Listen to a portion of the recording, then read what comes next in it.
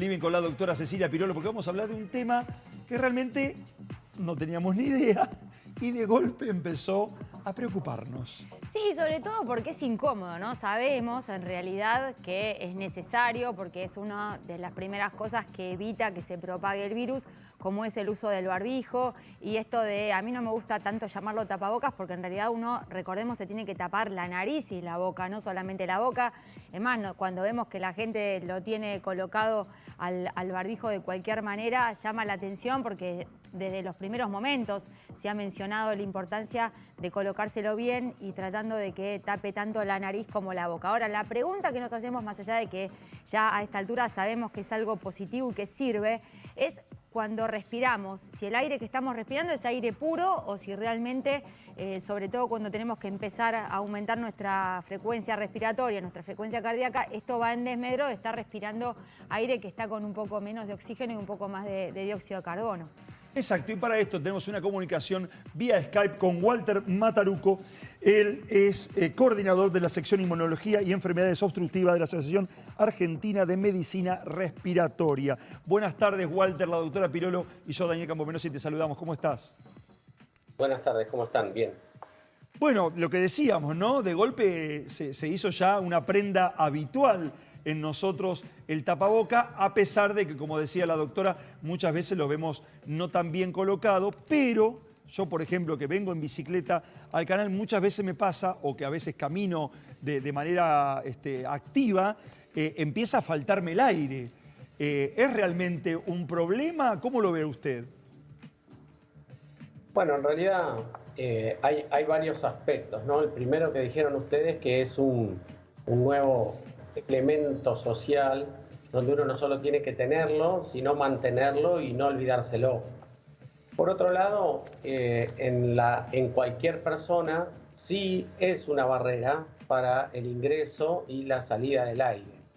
Entonces, la dificultad para respirar con el barbijo, digámoslo así, radica básicamente en qué tipo de personas estamos hablando. Por ejemplo, en una persona sin ninguna enfermedad cardiovascular o respiratoria importante o sin enfermedad, puede aparecer alguna dificultad respiratoria con movimientos múltiples. Bueno, por ejemplo, si yo estoy con el barbijo, bajo de mi auto, agarro unas bolsas y tengo que subir una escalera, probablemente lo que pase al final de esta acción es que uno se haga consciente de su respiración y consciente de que esta respiración es un poco más difícil que lo normal.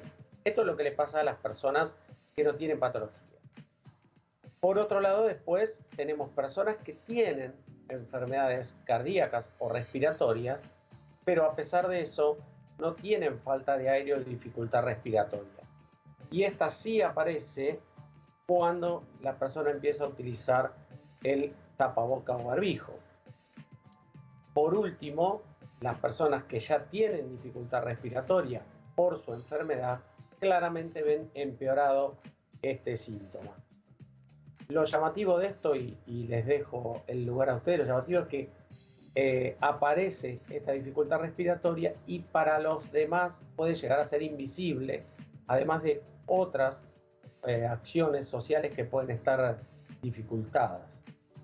Pero más allá de lo que usted comenta, a mí mucha gente que no tiene ninguna patología previa respiratoria me manifiesta que con el barbijo le duele la cabeza, que muchas veces encuentra cuando va a caminar, no tanto a trotar o andar en bicicleta, que a veces está como más permitido por momentos poderse sacar el tapabocas o el barbijo, pero cuando caminan o cuando tienen que hacer algo durante mucho tiempo con el tapabocas, le empiezan a sentir esta sensación de mareo, de dolor de cabeza, de falta de aire.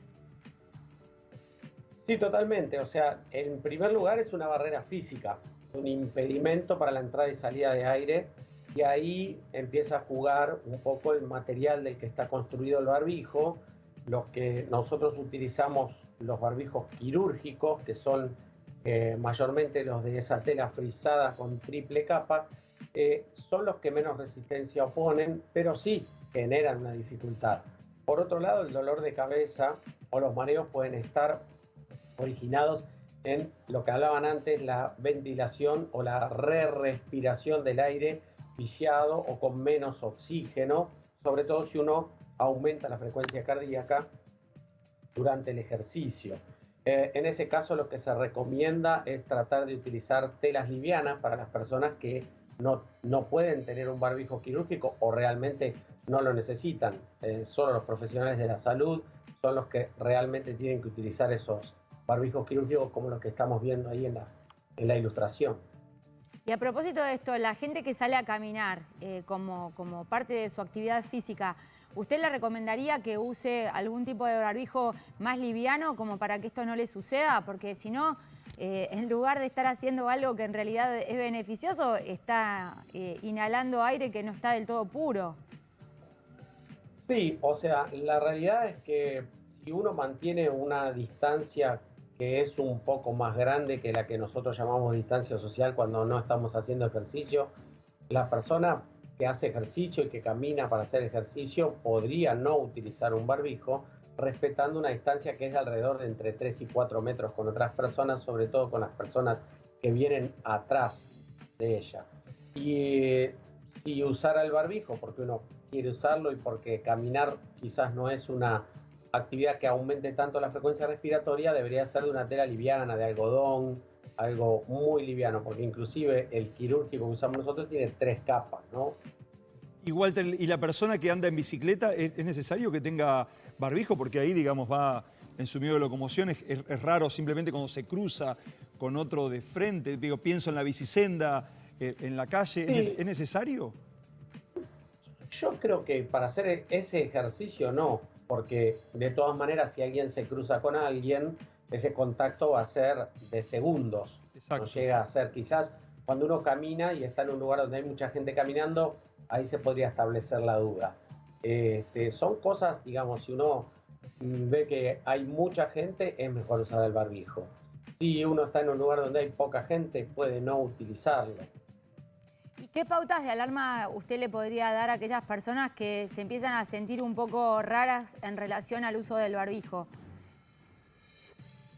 Excelente la pregunta, porque eso fue una de las cosas que a mí me llamó la atención cuando leí todo este tema de la dificultad respiratoria y los barbijos. Por un lado, una persona que nunca tuvo este síntoma, si realmente el síntoma es persistente y le impide realizar actividades, una consulta para descartar enfermedad respiratoria o cardiovascular no conocida, como es el caso de, por ejemplo, lo que decía yo recién, un paciente que ya tiene asma leve, que está bien y que no tiene ninguna complicación, quizás al usar el barbijo pueda presentar una dificultad. Si hacemos la inversa, una persona que tiene dificultad respiratoria al utilizar un barbijo en un grado que supera lo leve, puede o debería hacer una consulta para descartar enfermedades. Esa es una de las cosas más importantes. Y por otro lado, digamos, puede hacer de esta manera visible una patología que no estaba conocida. Eso sería en cuanto a las pautas de alarma. Para la gente que no tiene enfermedad y sabe concretamente que no la tiene, tiene que adaptar un poco la respiración, los movimientos o inclusive a veces tratar de exhalar con la boca como silbando y a veces con la boca abierta, eso cuando uno está quieto, por lo menos lo que a mí me pasa cuando tengo que usarlo 3-4 horas seguidas en el consultorio, claro. minimiza. Y una de las cosas importantes, yo creo que también cuando leí artículos al respecto, explicaba que esto podía llegar a ponernos a nosotros los que somos médicos frente a una experiencia que nunca habíamos vivido, como es la falta de aire o la dificultad respiratoria, y tomar conciencia de que las personas que tienen este síntoma son personas que realmente están incómodas, son personas que realmente pueden sufrir, y no porque uno no objetive una dificultad respiratoria, no quiere decir que esta no existe. Eso me pareció como llamativo, ¿no? Uno que hace muchos años que ve personas con estos síntomas. Muy bien, muy clarito, doctor. Realmente muchísimas, pero muchísimas gracias por conversar con nosotros. Que tenga usted una muy buena tarde. Y ahora, si está en el consultorio, a ponerse el barbijo, ¿eh? No, dentro de un rato, todavía me falta un ratito. Bien, a descansar entonces, a descansar que después tiene muchas horas. Muchísimas gracias, que tenga buenas tardes. Muy bien, señoras y señores, nosotros nos vamos a hacer una pausa breve. Y como vamos a hacer una pausa y nos vamos a quedar acá, yo me pongo mi tapabocas. Ahora lo voy a pausa, ya volvemos.